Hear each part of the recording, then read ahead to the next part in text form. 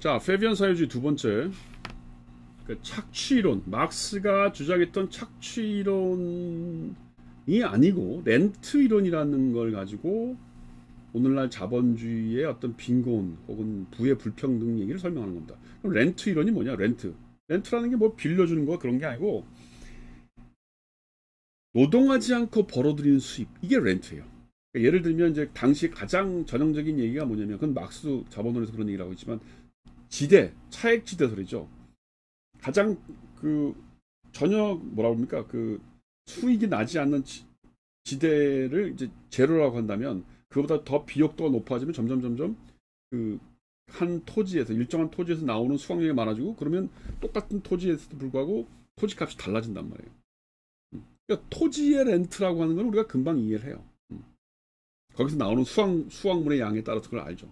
근데 이제 그것만 얘기하는 게 아니고 자본의 렌트까지도 얘기하는 거예요. 요거는 이제 막스하고 입장이 좀 다르죠. 막스는 그거를 착취라고 얘기하는데, 자본의 렌트라는 건 뭐예요? 경제적인 임금 이상. 그러니까 경제적인 임금이라는 게 뭐예요?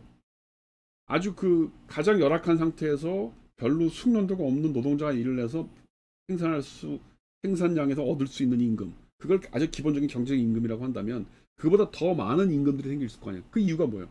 숙련도가 높아진다거나 아니면 경제적인 자본이 더 많아진다. 그럼 이럴 경우에는 그 렌트라고 하는 것이 생산성이 높은 걸로 인정받을 수 있는 거냐? 아니라는 거예요. 그것도 노동 이상으로 번 돈이라는 겁니다. 요거 좀 이해하기가 어려워요. 그럼 세 번째를 이해하면 이 두 번째 얘기도 할 수 있습니다. 뭐냐면, 예를 들면 문학이나 예술이나 상업적인 모든 종류의 독점을 통해서 얻는 정신적인 기술, 이것도 렌트라는 겁니다. 이런 걸 뭐라고 얘기하면 능력의 렌트라는 거예요. 예를 들면 그림을 잘 그려, 음악을 잘해, 그래서 돈을 많이 벌었어. 그러면 그 사람이 그냥 다 가져? 아니라는 거예요. 그 사람이 갖고 있는 그 능력도, 예를 들면 아주 연주를 한번 해서 뭐 노래를 잘해가지고 조수미 같은 사람은 한 번 노래 부르는데 뭐 몇 천만 원을 받는다고 칩시다. 근데 뭐 보통 그냥 성악대학 나오고 일반 대학교 나와서 성악하는 사람이 한 번 스테이지에서 100만 원 받는다. 그럼 100만 원과 1000만 원 차이는 뭐예요? 조수미의 능력이 많은 것도 있겠지만, 그것도 그 차이도 이 페비안 소셜리즘에서 보기에는 노동하지 않고 버는 수입이라고 보는 겁니다. 기본적인 경제적인 수입에서 너무 많은 걸 받기 때문에. 그 다음에 네 번째로 마지막으로 이 사람이 얘기하는 게 뭐냐면, 우연함에 의해서 생기는 부가가치. 예를 들면 아파트를 샀어. 근데 내가 사는 아파트가 우연하게도 강남이야. 거기서 집값이 올랐어. 근데 딴 데서 똑같은 50평 아파트가 1억인데 강남에서 똑같이 1억 주고 샀어요. 10년 전에. 그런데 지금 강남 아파트는 10억이 됐고 얘는 2억밖에 안 됐어. 그럼 나머지 8억에 대한 차익은 우연함의 렌트라고 부르는 겁니다. 그러니까 이제 렌트라는 말이 무슨 뜻인지 아시겠죠? 그러니까 이 논리는 뭐냐면, 착취라고 하는 것으로 갖고 있는 어떤 그 자본주의의 불평등의 관계를 훨씬 더 넓힌 거죠. 오늘날 식으로 얘기하면,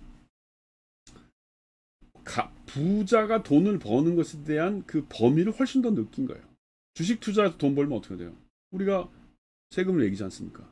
그럼 얼핏 생각하면, 야, 내가 밤잠 안 자고 내가 어떤 종목이 좋을지 고민해서 해서 내가 돈을 벌었는데 그거 왜 세금 매기, 이렇게 얘기할 수도 있는 거 아니에요? 그러나 그건 뭐라고 생각할 수 있어요? 능력의 렌트 혹은 우연함의 렌트라는 거죠. 이 문제는 나중에 그 20세기 정치 철학할 때 존 롤스의 사회정의론 얘기할 때 한번 내가 다시 얘기할 텐데, 대단히 중요한 얘기를 한 겁니다, 이미. 그래서 이 사람이 생각하기에는 뭐냐면, 그러니까 소위 경제적인 임금, 정당한 임금, 아까도 얘기했지만 거친 땅에서 최소한의 자본으로 가장 나쁜 자연 조건에서 대부분의 비숙련자가 얻는 노동, 이건 이제 우리식으로 얘기하면 그게 이제 최저임금이겠죠. 그걸 넘어서는 모든 소득은 타자와 공유해야 된다는 거예요. 이게 사회주의적인 냄새가 나는 거죠.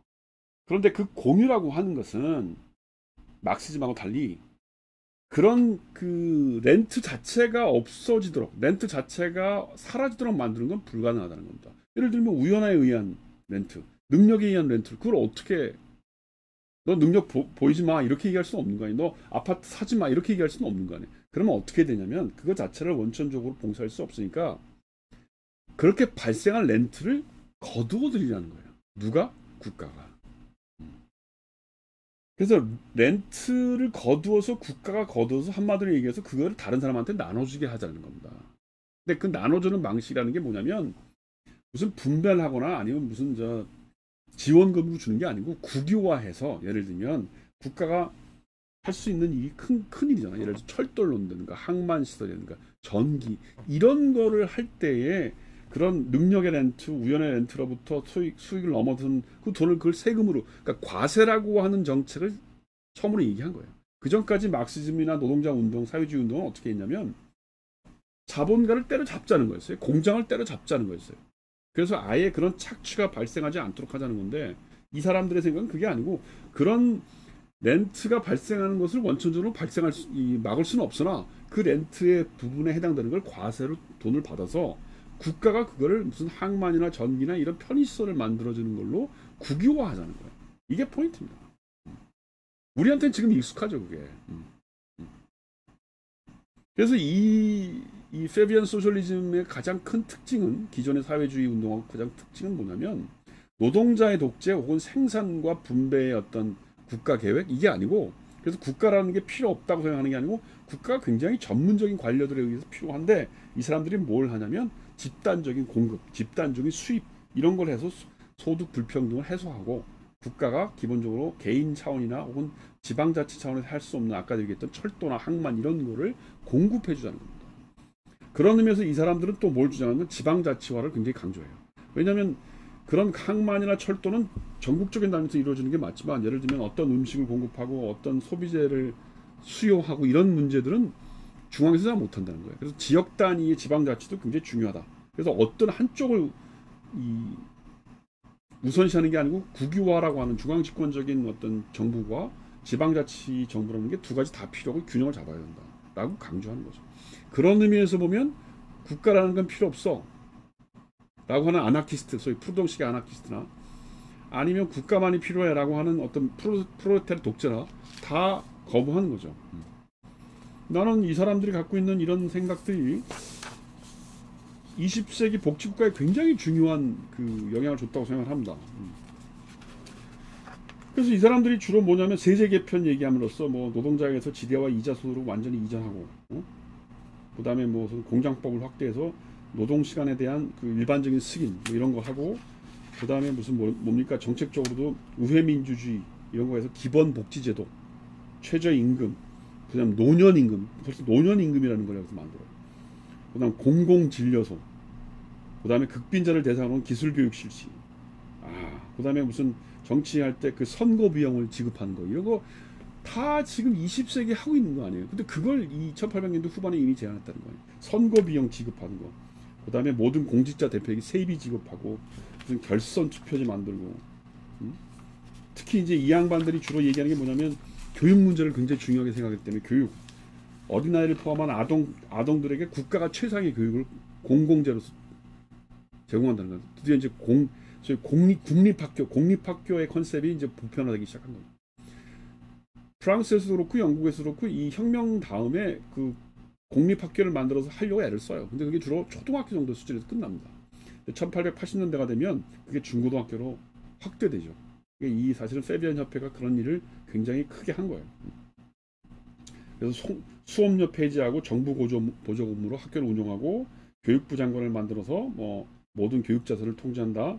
그 다음에 무슨 그 장학금 주고 초등학교를 공부한 사람 누구나 야간학교를 통해서 공부를 계속하게 하고, 그다음 사립교육기관은 등록과 감시를 굉장히 철저히 한다. 뭐 이런 정도의 그 얘기를 한다는 겁니다. 그 다음에 정치기구 개혁에서도 뭘 얘기하냐면 다수의 인민의 욕구가 정치에 반영될 수 있도록 하기 위해서 중앙의회와 지방의회를 분리하고 투표권을 모든 성인에게 구분하고, 그 다음에 투표할 수 있는 등록 자격 같은 거를 거주기간 이런 거 폐지하고, 그 다음에 의회를 매년 개원하고 선거 연설문과 후보자 양력 등을 우선비를 포함한 모든 선거 비용을 지급하고, 그 다음에 결선 투표제 만들어내고 뭐 세비 지급하고 뭐 이런 거를 제안했다는 거예요. 지금 우리가 하고 있는 거 21세기에서 대한민국이 하고 있는 그 얘기를 120년 전에 130년 전에 얘네들이 이미 했다는 겁니다.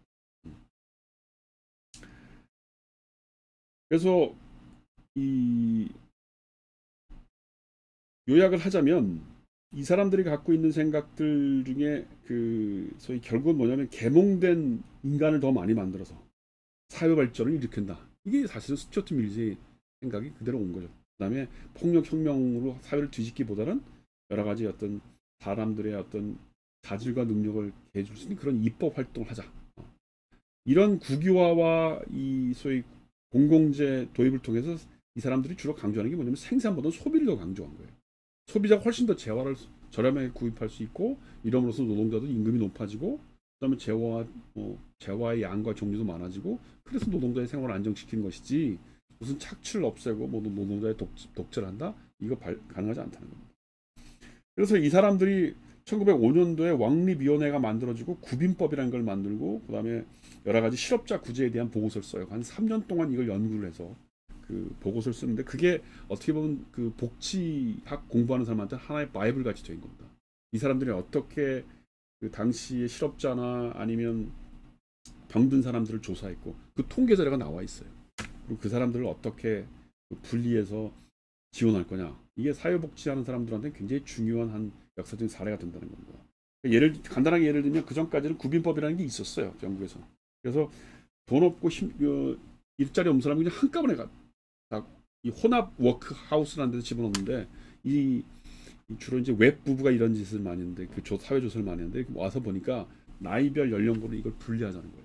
가난하다는 이유로 똑같은 하우스에 머무는 건 안 된다. 나이별, 연령별, 그다음 직업군으로 사람들을 나누고 그다음에 궁핍 전담 기구라는 걸 따로 만들어서 생활 조건에 따라서 기술 교육시키고 그다음에 무슨 진료하는 기구 따로, 교육하는 기구 따로, 그다음에 무슨 경찰 따로 이렇게 해서 사회복지를 어떻게 이 사람들한테 정책적으로 보조해야 될 것인가 이런 게 제안됐다는 겁니다. 이게 1910년대, 20년대 보고서 채택이 되고 결국 나중에 영국 노동당이 들었을 때 그런 식으로 복지 정책을 했다는 겁니다. 그래서 제가 스튜어트 밀 강의를 끝내고 이 페비안 소셜리즘에 대해서 잠깐 강의를 이어갔던 이유가 이 영국의 사회복지 정책이라고 하는 게 결국은 대한민국의 사회복지 정책의 한 전형이 돼요. 내가 보기에는 정부 정책으로서는 페비안 소셜리즘의 정부 정책이 우리 사회를 지배하고 있고 노동운동으로서는 이제 다음 시간에 할 이 소위 베른슈타인류의 그 사회 노동당 운동이 사회민주주의 노동당 운동이 굉장히 중요한 우리나라의 노동운동의 전거가 이그샘플이 되고 있다고 나는 생각하는 겁니다.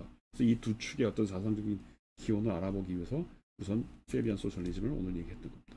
오늘 여기까지 하겠습니다.